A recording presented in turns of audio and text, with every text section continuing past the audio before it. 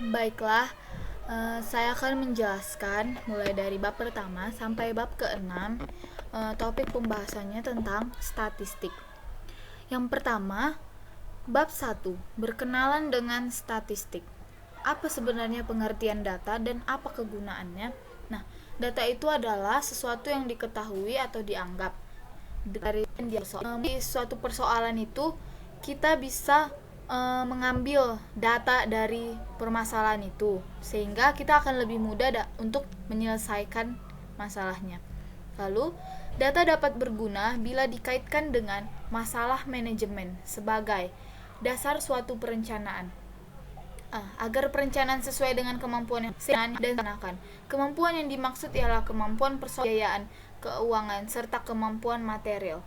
Nah, jadi data ini sangat bermanfaat bagi masalah manajemen, yaitu dasar suatu perencanaan. Yang kedua, alat pengendalian terhadap pelaksanaan atau implementasi perencanaan tersebut agar bisa diketahui dengan segera atau penyimpangan yang terjadi sehingga dapat segera dilakukan perbaikan atau koreksi. Yang ketiga, dasar evaluasi hasil kerja akhir. Apakah hasil kerja yang telah ditargetkan bisa dicapai 100%, 90% atau kurang dari situ. Jadi, data ini sangat bermanfaat bagi masalah manajemen. Seperti yang ketiga ini, hasil evaluasi. Nah, jadi hasil evaluasi itu bisa dibuat dalam bentuk data. Yang ketiga, lalu selanjutnya hubungan data dan statistik. Apa sebenarnya hubungan data dan statistik ini? Merupakan suatu fakta bahwa Anda membutuhkan statistik untuk membantu Anda menjabarkan dan memahami suatu hubungan, mengambil keputusan yang lebih. Jadi data itu membutuhkan statistik supaya dia lebih mudah. Jadi data itu pasti akan selalu berhubungan dengan statistik. Yang ketiga, lalu metodologi pemecahan masalah secara statistik. Ada di sini langkah-langkah untuk menghasilkan jawaban yang rasional mengenai persoalan statistik. Dan jika salah satu langkah diabaikan, maka hasil-hasilnya ini pasti akan rusak. Langkah-langkah dasar dalam pemecahan masalah secara statistik. Yang pertama, mengidentifikasi masalah atau peluang. Nah, di sini dikatakan bahwa manajer atau staf riset pertama-tama harus memahami dan mendefinisikan masalah atau peluang yang dihadapi secara tepat. Nah, jadi dalam memecahkan masalah kita bisa menggunakan secara statistik. Lalu yang kedua, mengumpulkan fakta yang tersedia. Jadi caranya yang kedua itu adalah kumpulkan data-data yang harus benar, tepat waktu, selengkap mungkin, dan relevan terhadap permasalahan yang ditelaah. Lalu yang ketiga, mengumpulkan data orisinil yang baru. Jadi data-data yang baru juga perlu dikumpulkan, dan data yang diperlukan oleh analisa tidak tersedia dari sumber-sumber lain, sehingga tidak ada alternatif bagi analis kecuali mengumpulkannya sendiri. Ada beberapa macam metode untuk memperoleh data yang diinginkan, di mana yang umum adalah menggunakan wawancara secara pribadi. Jadi bisa juga dilakukan dengan wawancara. Lalu itu tadi tentang bab 1, berkenalan dengan statistik. Lalu kita masuk ke bab 2, pengumpulan dan pengolahan data. Jadi apa saja cara pengumpulan dan pengolahan data? Yang pertama adalah sensus. Apabila kita tahu bahwa di negara kita juga dilakukan sensus penduduk, dan cara pengumpulan data apabila seluruh elemen populasi diselidiki satu persatu. Jadi supaya kita bisa mengumpulkan data dari masyarakat, diadakanlah sensus penduduk. Dan data yang diperoleh sebagai hasil pengolahan sensus disebut data yang sebenarnya, atau sering disebut parameter. Misalnya hasil sensus penduduk tahun 1980 memberikan data sebenarnya mengenai penduduk Indonesia, jumlahnya menurut umur, jenis kelamin, menurut lapangan kerja, menurut agama, dan menurut pendidikan. Jadi dengan sensus ini dia bisa memberitahukan berapa jumlah penduduk Indonesia, baik melalui umur, jenis kelamin, lapangan pekerjaan, agama, dan pendidikan mereka. Lalu yang kedua adalah sampling. Sampling itu apa? Cara pengumpulan data apabila yang diselidiki adalah elemen sampel dari suatu populasi. Data yang diperoleh dari hasil sampling merupakan data perkiraan, estimate.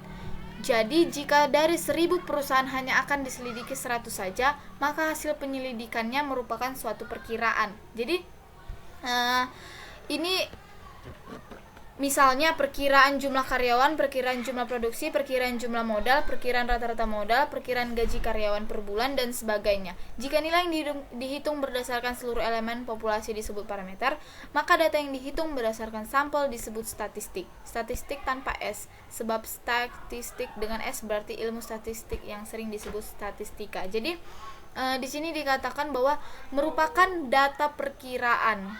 Nah, sampling ini merupakan data perkiraan. Jadi, jika 1000 perusahaan hanya akan diselidiki 100 saja, maka hasil penyelidikannya merupakan suatu perkiraan. Lalu, jenis sampling.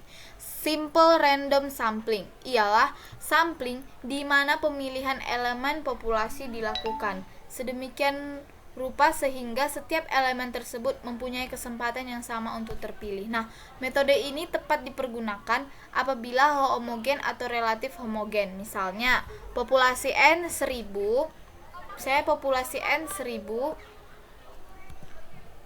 perusahaan dipilih sampel acak sebanyak N, yaitu 100 perusahaan. Nah, yaitu sampling, pemilihan elemen populasi yang sedemikian rupa sehingga setiap elemen tersebut mempunyai kesempatan yang sama untuk terpilih. Lalu multi-stage random sampling, sampling di mana pemilihan elemen anggota sampel dilakukan secara bertahap. Contohnya, penelitian untuk mengetahui tahap pertama, memilih sampel kota. Tahap kedua, memilih sampel restoran dari kota yang terpilih. Tahap ketiga, memilih sampel karyawan dari restoran yang terpilih.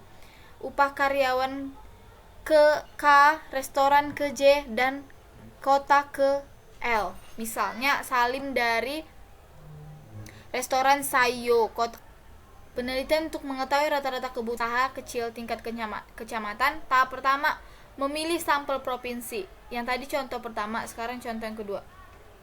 Tahap kedua, memilih sampel kabupaten dari provinsi terpilih. Tahap ketiga, memilih sampel kecamatan dari kabupaten terpilih. Dan tahap keempat, memilih perusahaan dari kecamatan terpilih. Nah, jadi jika X, Y, J, K, L sama dengan modal yang dibutuhkan perusahaan ke L, kecamatan ke K, kabupaten ke J, dan provinsi ke I. Lalu alat pengumpulan data itu apa-apa saja? Apabila metode pengumpulan data sudah ditentukan, kemudian ditentukan alat untuk memperoleh data dari objek yang akan diteliti. Alat atau device untuk memperoleh keterangan dari objek atau elemen antara lain daftar pertanyaan, bisa jadi kuesioner, wawancara, observasi atau pengamatan langsung melalui pos, telepon, atau komunikasi lain. Alat ukur seperti meteran, timbang, termometer, altimeter, dan lain sebagainya. Jadi itu bisa digunakan untuk pengumpulan data. Lalu metode pengolahan data itu seperti apa? Secara manual diasumsikan bahwa para pemilih pada pemilu tahun 1999 di suatu tempat hanya akan memilih 4 jenis partai besar, yaitu PDIP, PAN, Golkar, dan PKB. Jika suara yang masuk sebanyak 50, maka dapat dituliskan sebagai berikut. Jadi, nah ini adalah contoh-contoh pemilihan partai, tentukan berapa jumlah masing-masing suara untuk setiap 15, 11, 11. Jadi dia bisa disimpulkan menjadi seperti ini. Ini adalah tally marknya. PDIP 16, PAN 15, Golkar 33, dan PKB 35. Lalu contoh, suatu survei dilakukan terhadap 10 perusahaan di daerah A yang diambil secara acak untuk mengetahui jumlah rata-rata modal serta persentase perusahaan dengan modal kurang dari suatu nilai tertentu. Dan 10 perusahaan sebagai berikut. Tentukan dan rata-rata modal serta persentase perusahaan dengan modal kurang dari 100 juta rupiah. Jadi bagaimana cara penyelesaiannya? Yaitu data tersebut langsung diolah secara manual. Jumlah modalnya tadi ada berapa? 50, 40, 70, 60, dan seterusnya sampai 90. Jadi hasilnya 750 juta. Lalu 750 di 10 sampai 45 juta. Jadi persentase perusahaan dengan modal kurang dari 100 juta sama dengan 7/10 kali 100% sama dengan 70%. Lalu kita masuk ke bab 3, penyajian data statistika. Sebenarnya apa sih penyajian data itu? Yaitu merupakan salah satu kegiatan dalam membuat laporan hasil penelitian yang telah dilakukan agar dapat dipahami dan dianalisis sesuai dengan tujuan yang diinginkan. Data yang disajikan harus sederhana dan jelas agar mudah dibaca. Cara penyajian data itu apa-apa saja? Kita bisa lihat. Narasi, yaitu penyajian data hasil penelitian dalam bentuk kalimat. Tabel, yaitu kumpulan angka-angka yang disusun menurut kategori-kategori. Misalnya berat badan menurut jenis kelamin, jumlah pegawai menurut pendidikan, jumlah penjualan menurut jenis barang, dan daerah penjualan dan lain-lain.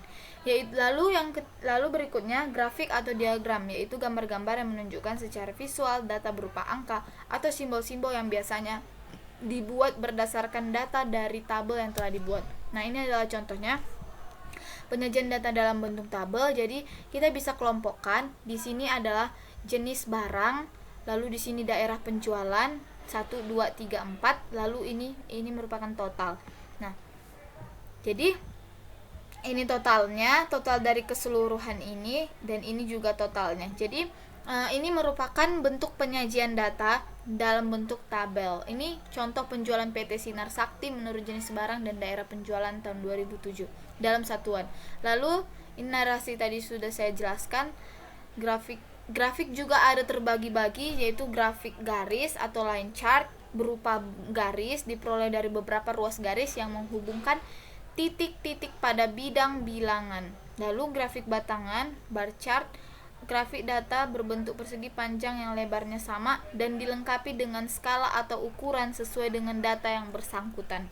Jadi grafik juga ada beberapa macam. Nah, ini dia contoh-contoh grafik. Saya ambil contohnya. Ini bisa kita lihat bagaimana perkembangan dari tiap-tiap grafik kategori 1, 2, 3, dan 4. Lalu kita lanjut. Tapi penyajian data ini masih banyak lagi, tetapi saya hanya memberikan 2 contoh, yaitu tabel dan grafik. Lalu bab 4, distribusi frekuensi. Distribusi frekuensi data kualitatif ini adalah sebagai contohnya. Data yang disajikan pada tabel 41 ini merupakan data pembeli komputer dari 5 jenis perusahaan komputer. Dari data tersebut, kita kesulitan untuk mengetahui dengan cepat jenis komputer mana yang paling banyak diminati pembeli. Untuk menjawab pertanyaan tersebut, maka datanya perlu disajikan dalam frekuensi berikut. Nah, ini adalah data-datanya, dan kita ingin menyederhanakannya supaya kita lebih cepat tahu mana yang paling diminati pembeli. Nah, jadi dari data-data ini ditemukanlah bahwa jadi kita bisa hitung dari sini yang mana yang paling banyak dominan, dan ditemukanlah Apple 13, Compaq 12, Gateway 2005, IBM 9, Packard Bell 11, jumlah 50. Jadi yang paling sedikit adalah Gateway 2000 dan yang paling banyak adalah Apple. Nah, distribusi frekuensi data kuantitatif. Tadi kualitatif, sekarang kuantitatif. Kuantitatif itu ada 3 hal yang perlu diperhatikan dalam menentukan kelas bagi distribusi frekuensi untuk data kuantitatif, yaitu jumlah kelas, lebar kelas, dan batas kelas. Nah, jumlah kelas itu sebaiknya antara 7 dan 15 atau paling banyak 20. Nah, jadi di sini ada rumus, yaitu K sama dengan 1 tambah 3,322 log N, di mana K itu adalah banyaknya kelas dan N banyaknya nilai observasi. Rumus tersebut diberi nama kriterium Starch dan merupakan suatu perkiraan tentang banyaknya kelas. Misalnya, data dengan N sama dengan 100, maka banyaknya kelas K adalah sebagai berikut. K sama dengan 1 tambah 3,322 log 100. Kenapa 100? Karena dia N sama dengan 100. Sama dengan 1 tambah 3 kali 2. Kenapa 2? Karena log 100 adalah 2. Sama dengan 1 tambah 6,644. Sama dengan 7,644. Jadi banyaknya kelas sebanyak 7. Sebaiknya ada 7. Lanjut, ini juga ada rumus. Interval kelas adalah sama untuk setiap kelas. Sebenarnya pemilihan interval kelas dan jumlah atau banyaknya kelas tidak independen. Semakin banyak jumlah kelas berarti semakin kecil interval kelas dan sebaliknya. Pada umumnya, untuk menentukan besarnya kelas digunakan rumus. Nah, ini ada rumus C sama dengan XN tambah kurang X1 per K, di mana C itu adalah perkiraan besarnya kelas width, kelas size, kelas length, K banyaknya kelas, XN nilai observasi terbesar, dan X1 nilai observasi terkecil. Kita lihat di sini ada beberapa yang perlu diperhatikan dalam penentuan interval kelas, yaitu kelas interval tidak perlu sama. Nah, pembuatan kelas interval sangat tergantung pada tujuannya. Misalnya jika kita hanya tertarik pada rincian perusahaan yang punya modal antara 50-70 dan di bawah 50-70 atau lebih, maka bentuk tabel frekuensinya seperti ini. Ini kita bisa pisahkan dia. Nah, ini frekuensi, ini batas kelas modal. Kalau ini tanda ini dia kurang dari, dan tanda ini sama atau lebih besar dari. Yang B, apabila datanya diskrit atau hasil pengumpulan data dari variabel diskrit, maka pembuatan kelas intervalnya seperti terlihat dalam tabel selanjutnya. Nah, jadi itulah dia contoh dari interval kelas. Apa itu batas kelas?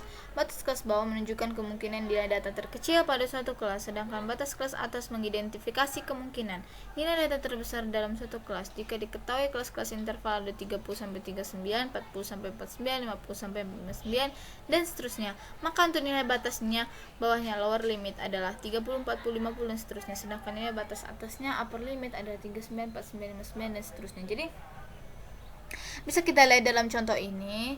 Jadi cara dia penyelesaiannya itu dilakukan dalam bentuk data, tetapi kita juga harus perhatikan batas-batasnya seperti yang sudah dijelaskan di atas ini. Nah, ini beda-beda 9, ini juga beda 10, dan ini beda 9. Ini upper limit ya. Nah, lalu kita masuk ke bab 5, ukuran pemusatan. Apa sih definisi ukuran pemusatan ini?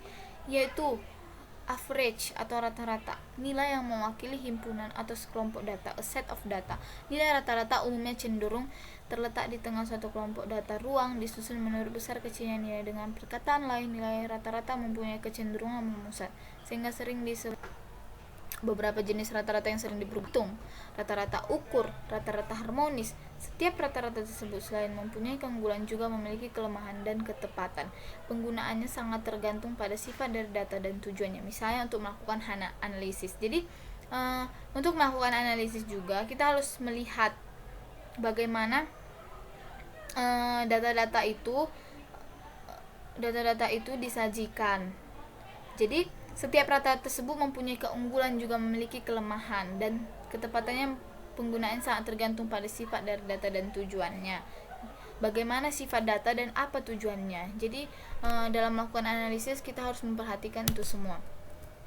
Di sini ada contoh hasil ujian hipotesis Tony dan Johnny.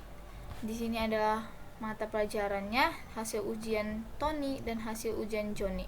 Dari nilai rata-rata tersebut dapat disimpulkan bahwa Tony lebih pandai dari Johnny. Jadi setelah kita rata-ratakan, ini hasil nilai itu 36, total ininya mata kuliahnya, mata pelajarannya 5, dan ini hasil total jumlah nilainya 30 dan dibagi 5, 6, dan ini mendapat 7,2. Jadi dari data tersebut kita bisa mengetahui bahwa si Tony lebih pintar dari si Johnny.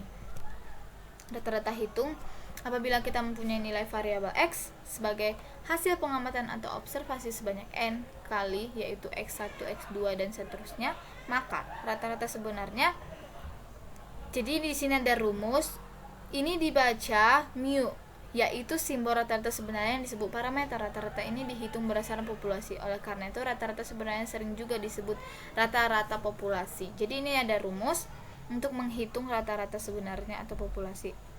Dan ini rumus untuk menghitung rata-rata perkiraan atau sampel. Ini kita bisa melihat di rumusnya. Rata-rata hitung data berkelompok juga ada di sini apabila sudah disajikan dalam bentuk tabel frekuensi, di mana X1 terjadi F frekuensi 1 kali, X2 terjadi frekuensi 2 kali, dan seterusnya sampai XK terjadi FK kali. Maka rumus rata-rata dari data yang sudah dibuat tabel frekuensinya adalah ini. Nah, karena rumus ini, maka rumusnya bisa menjadi seperti ini atau bisa menjadi seperti ini, di mana M1 sama dengan nilai tengah kelas interval ke I untuk data berkelompok. Nah, kita bisa memperhatikan contoh tabel berikut ini, dan berdasarkan data tersebut hitunglah rata-ratanya. Jadi kita akan mengikuti contohnya, dan di sini ada mengikuti contohnya. Lalu bab 6, ukuran variasi atau dispersi. Ini adalah bab yang terakhir untuk saya bahas. Jadi sebenarnya dari bab 1 sampai bab 6 ini semuanya berkesinambungan. Kita pertamanya disuruh dulu untuk berkenalan dengan statistik, lalu apa hubungannya data dengan statistik, lalu bagaimana cara menyajikan data, apa macam-macam data. Lalu yang keempat, kita juga bisa melakukan penyajian data itu dengan berbagai cara, metode. Nah, yang kelima juga kita belajar tentang rata-rata hitung. Dan yang keenam ini adalah terakhir, ukuran variasi atau dispersi. Mengapa mempelajari dispersi? Nilai rata-rata seperti min atau median hanya menitik beratkan pada pusat data, tapi tidak memberikan informasi tentang sebaran nilai pada data tersebut. Jadi kita harus mempelajari dispersi karena min hanya menitik beratkan pada datanya, tidak tentang tersebut. Dispersi mana pada data tersebut. Lalu pengukuran dispersi, data tidak dapat dikelompokkan. Nilai jarak di antara ukuran variasi yang paling sederhana dan paling mudah dihitung ialah nilai jarak atau range. Apabila suatu kelompok nilai data sudah disusun menurut urutan yang terkecil X1 sampai dengan yang terbesar Xn, maka untuk menghitung nilai jarak dipergunakan rumus berikut. Nah, jadi di sini ada contoh, carilah jarak dari data berikut. Ada 5 jumlah di sini, 50, 40, 30, 60, 70 dan 70. Diurutkan ya, dari yang paling kecil sampai yang paling besar. Terus lanjut, X5 dikurang X1 sama dengan 70 kurang 30. Jadi X yang paling besar dikurang dengan X itu. Rata-rata simpangan, kita bisa melihat di sini ada beberapa rumus. Ini adalah apabila tersedia data. Jadi jika datanya seperti ini dan rata-ratanya ini, maka simpit X ini kita lanjutkan sampai datanya habis. Rata-rata simpangan RS adalah rata-rata hitung dari nilai absolut simpangan yang dirumuskan. RS sama dengan 1/n sigma XI plus minus XI. Untuk simpangan selalu kita ambil nilai mutlaknya simpangan terhadap median diartikan sebagai berikut. Nah, ini untuk median. Jadi simpangan terhadap median dirumuskan RS sama dengan 1/n lambda sigma X1 tambah median. Nah, jadi itulah yang bisa saya jelaskan. Video yang bisa saya sampaikan. Terima kasih.